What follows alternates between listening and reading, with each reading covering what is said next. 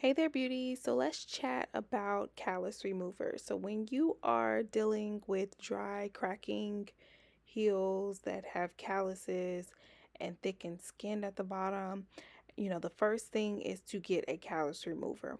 I highly recommend that we exfoliate, moisturize, then smooth and refine before we get into any callus removers. One of the reasons why, and one of the things that I have learned over these last few years working with people who have autoimmune health challenges, is that a lot of the times the callus remover is only going to deal with the surface issue if the if your body basically is, like a sponge, and you just put, callus remover on top, and you just started to, like, vigorously scrub away, trying to, make it soften.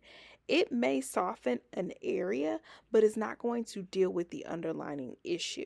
So what I tell my clients is, hey, we're going to exfoliate you, we're going to moisturize you, then smooth and refine, and then you're going to take the products home and continue the exfoliation once a week, do the moisturizing daily, and you will see a difference in your feet. Go ahead and listen up to the response to this client on how we did a transformation in a therapeutic pedicure. Just feel your heels and just tell me what you think. Oh, wow.